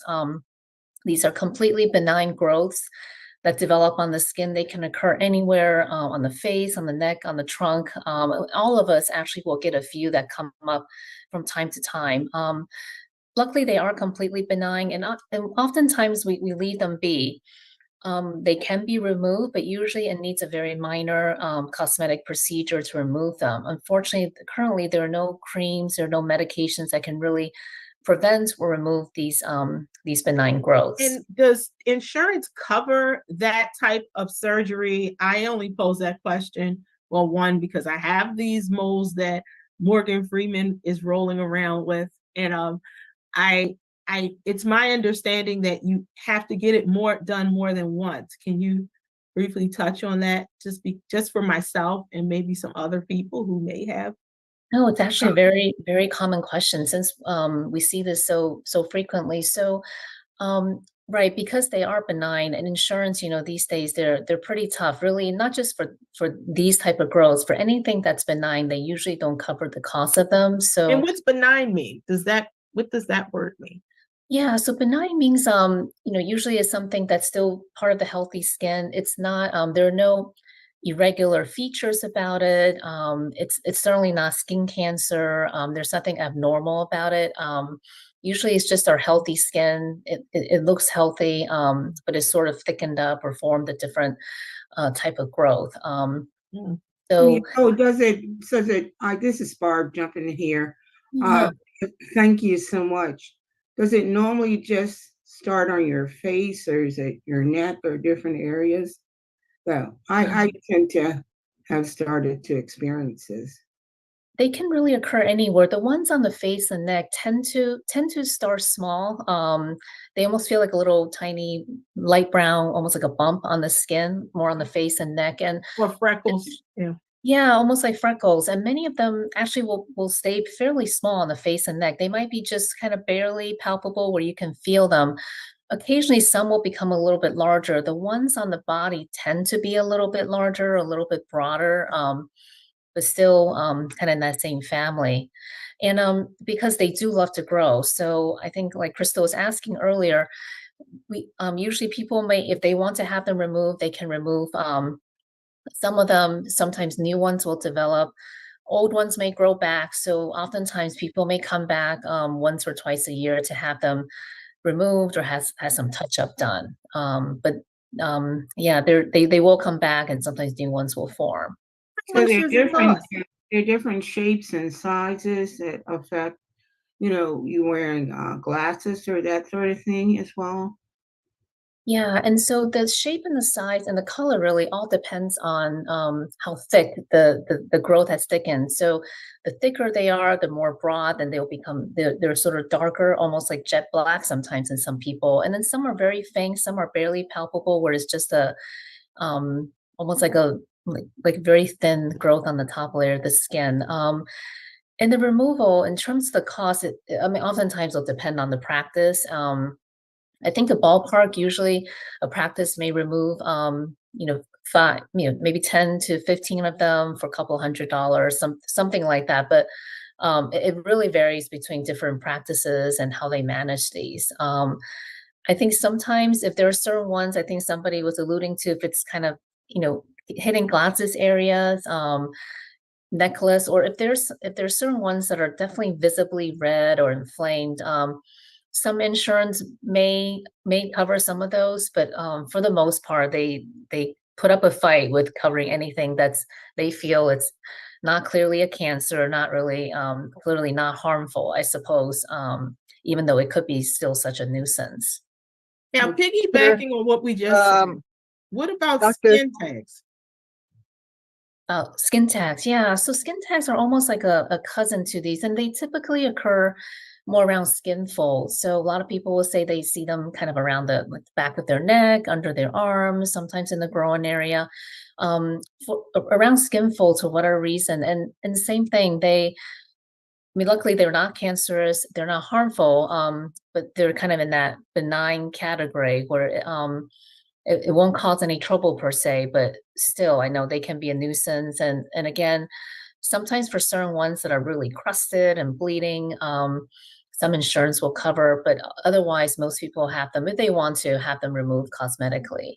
I have one question, and Barbara, I'm not going to interrupt you guys anymore. I apologize, but this is skin, and I saw Morgan Freeman. It got me distracted. Skin cancer. How often does that affect ethnically diverse communities? And by that, I mean, Black individuals, but also other individuals from all of the different communities that are not of European descent. I asked that question because a lot of times I've heard that Black people don't get skin cancer and other people of color, but I recently had a loved one who passed from skin cancer. So can you touch upon that, please? Yeah, no, I'm glad you brought that up. So, I mean, in some sense, I suppose there is some accuracy in the statement where skin cancer and lighter skinned individuals, I think it all comes down to how sensitive somebody may be to the sun. So someone, whose skin may be more sensitive to the sun, more prone to burns, etc. Certainly, sure, we will see a little bit more sun damage and skin cancer in those folks. It's not to say though, skin cancer can affect any individual. We see an Asian, Latinos and African Americans, and it doesn't have to be sun related. Sometimes in these individuals, actually, this can occur in more sun protected areas. And unfortunately, because I think, we're not thinking skin cancer perhaps right off the bat. Sometimes these can be delayed in diagnosis, or the skin cancer can be further along when they're diagnosed. So I think one that we think of, which maybe some of you have heard about, Bob Marley, who actually passed secondary to melanoma that was found that was on his foot, on his toe. So that's actually out of the skin cancers, a common location for skin cancers in darker skin individuals. Doesn't have to be sun related. And the skin cancers that grow there, for the reason, tends to be a little more aggressive. And because, I understand that we're all looking at our feet and checking in meticulously all the time, sometimes on the bottom of the foot. And so it's missed. So sometimes when it's found, it's a little bit farther along and there's a delay in getting treatment and everything. But I did want to touch upon, I know there was a question. So in terms of skin cancer and sun protection and really just taking care of the skin. And how do we tailor skincare, really depending on the type of skin that we have? I think it really boils down to restore, protect, and then regenerate. So we want to restore and our barrier. We want to protect against the sun, certainly, may it be for skin cancer and also for many other reasons. And then we want to regenerate and kind of rebuild our skin. In terms of protecting and restoring that barrier, I think a lot of it comes down to, our daily routines or taking short, lukewarm showers. And then right when you come out of the shower, when the skin is still a little damp, that's the best time to put a good moisturizer on the skin. And usually we always say that the thicker, the greasier, the better. We really want to at least look for something that's cream-based. The ones that come from a pump tends to have so much water in there that when you put it on the skin, it just evaporates right off. So it's not really doing a lot to rebuild that barrier, to protect the skin. So we want something thick, something non-fragrance, using non-antibacterial skin products, and then kind of use that moisturizer liberally. In terms of protecting against the sun, so we talk about this sort of using multiple methods because no one method is going to be perfect. And we talk about looking for shade, avoiding that peak sun in the middle of the day from 10 to 2. And if we're able to, wearing some protective clothing. I know it's not always possible, especially in hot, humid, kind of Baltimore weather sometimes, but, wide brim hats, sunglasses, sleeves, clothing can also do wonders to protect our skin. And then lastly, for sun protection. So everyone needs some type of sun protection. I know some people may feel they never burn or they have more personal pigment, but even if we don't burn, we are sustaining damage from the sun. And in terms of sun protection, usually I say day to day, we actually get a bit of just incidental sun exposure and sun damage. May it be sitting in our cars through window glass. The window glass will reflect out the UVB type rays. So those are the rays that we think about for sunburns and causes redness on the skin. But the glass actually won't filter out UVA type rays or even rays that are longer than that. So, and that's the rays that can cause discoloration and cause dark spots. And so it's important that day to day we pick, it could be a moisturizer with a sunscreen built in, like an SPF 30, something that we like the feel of, the smell of, that we can use daily, and that'll protect us from just daily incidental sun. And then if someone's outdoor for longer periods, they're gardening, for a stretch of time, they want to reapply that every couple of hours to make sure they're protected. And the last thing I'll just touch upon, because it's, I think it's always of interest, how can we regenerate the skin? Because regardless, I think over time, our skin will evolve, it will change. We will lose some of that collagen, we will lose some of that strength. Our skin tone will start to change, and there's a little bit of unevenness that will develop. And there are a number of products that can help. I think I listed them here, but it's important to know a lot of these products, they tend to, just purely based on how it works, cause a little bit of irritation on the skin. So I think it's important to just use it cautiously, use it with a gentle, bland moisturizer, adjust the application up and down, depending on how your skin is, how oily, how dry it's feeling. But that was all I had. I kind of wanted to give an overview about skin, how that changes with time, all the different unique properties, and some nuts and bolts of just taking care of our skin. But I'm happy to take questions or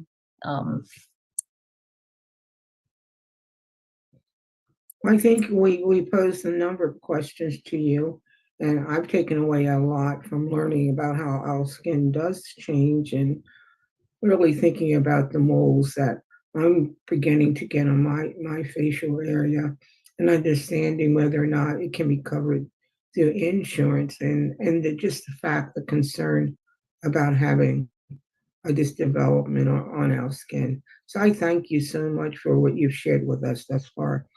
If you would leave anything, your slides with us, we'd be happy to receive those and share them with the community.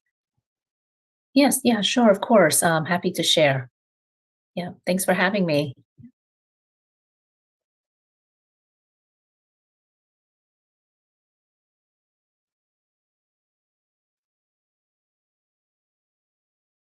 And that's what I call a pregnant pause. Does anyone have any final thoughts or comments to our speakers? Crystal, this is Janet. I saw repeated questions about Malaysia in the chat, if I'm pronouncing it correctly. Melasma. Yeah, what is Melasma. melasma? Yeah, melasma, actually very common and, oftentimes challenging condition.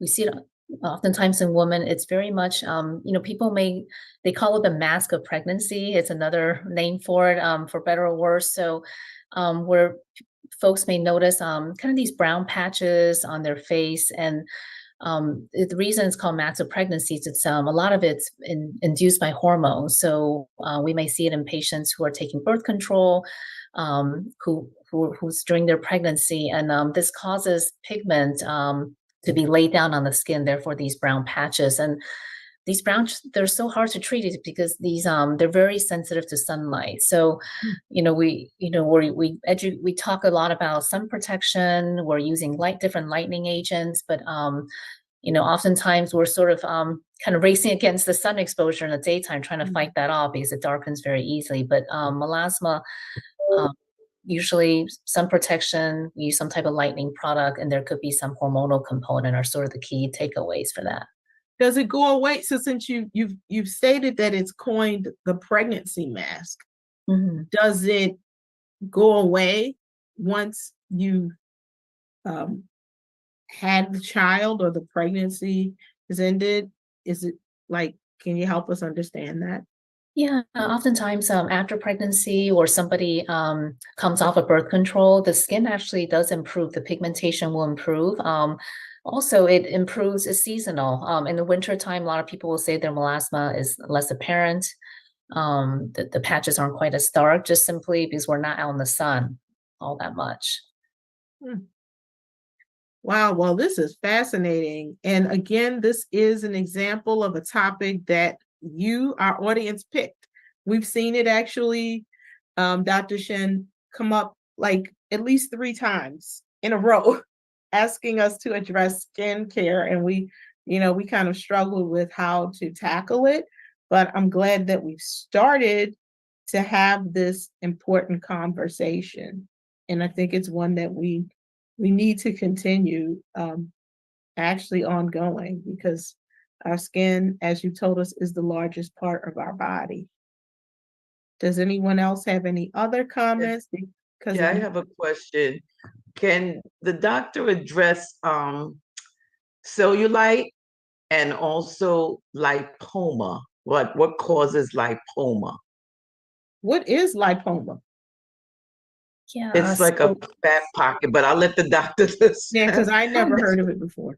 No, Yeah. exactly, Delia. Yep, yeah. So lipomas are it is almost like you might recall that diagram underneath our skin. All of us sort of have that layer of padding, a little bit of kind of fatty tissue to give us warmth, pat the skin. So I don't quite know why, but sometimes that layer forms these balls under the skin. So, and we call them lipoma. It's almost like a ball of fatty tissue.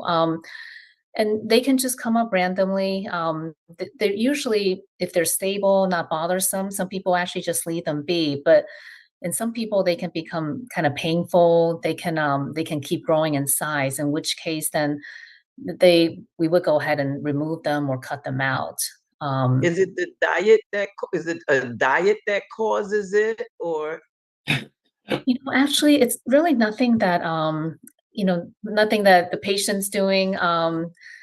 We haven't found any correlation with any diet or lifestyle per se. There are a few very rare genetic they call them syndromes or diseases that have lipoma. That's part of its whole clinical picture, but those are so rare. For the most part, these are kind of lipomas just they kind of just come up randomly, and nothing that the patient's doing to develop them, or some people are just more prone to them and we don't quite know why.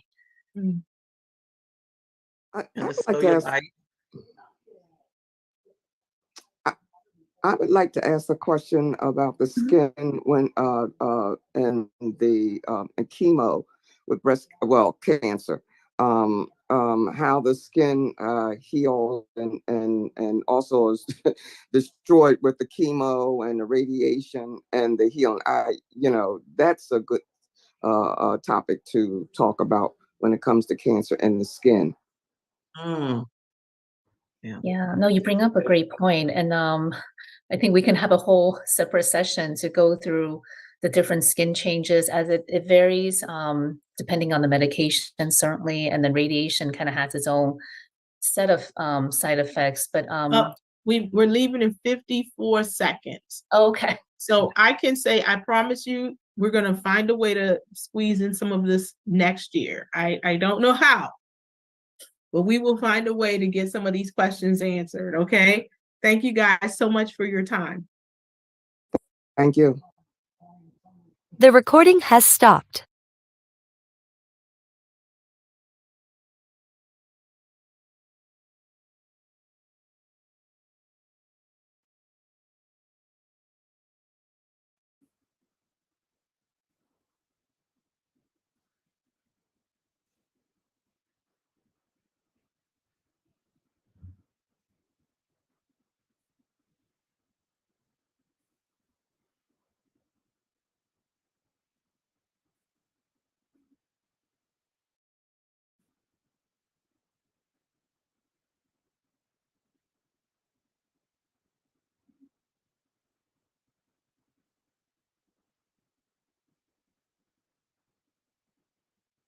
And as people come back, we want to thank you for coming to this year's program, and find out if you learned anything new, feel free to type it in the chat. We encourage everyone to please complete our survey, because your feedback is what drives the topics that we provide in the following year. And again, we worked really hard to make this year's program more interactive. So just keep giving us suggestions, and just knowing that we hear you. I'm going to turn it over to our CREC chairs to give us the final goodbye, Roger Clark and Dr. Pamela O. Young.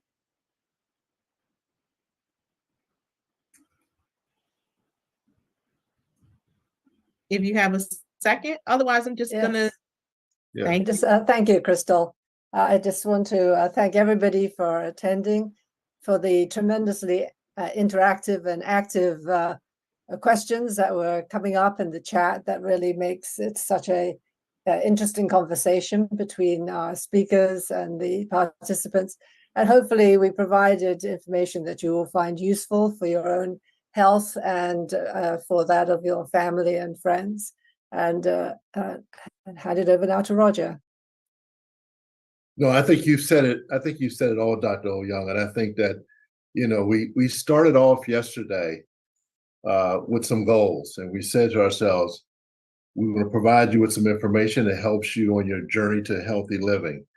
And hopefully we did that. And you will tell us that when you do your surveys. We said that we would also help you become a better consumer and advocate for your health. And we certainly heard that from some of our speakers. And I think back to the powerful speaker that we had yesterday. I want to say Ms. Sweeney, who really kind of spoke to that in her discussion about her journey in long COVID. And then we said, hey, at the end of the day, we would want you to have enough information that you'll be able to share this information with your family and your community. And so hopefully we hit on those objectives. So I think it's very, very important for you, though, to make sure that you give us some feedback, because we only get better at this, and we only help you get the information you want if we get that feedback. So I just want to thank everybody who attended this session. I want to thank our exercise folks, because I can tell you, I felt a little something when Dr. O. Young had me go through some of that Tai Chi, and when Miss Blue had me go through some yoga. You feel some things. So I think overall, great. It was great seeing you. We had folks from across across the globe here. You know, in the men's session, we had a gentleman from London and one from Thunder Bay up in Canada. So we have an international group here. So I just want to thank each of you for joining us. And hopefully this has been inspiring to you as it has for me. So, Crystal, I'm going to leave it at that. We thank everyone for coming, and we hope that you'll return next year and to be well. Thanks, everybody. Thank you. Thank you. Right, we're gonna get our dance on. Who wants to stay for the after show? Thank you. Yeah, let's do it. Do your dance, do your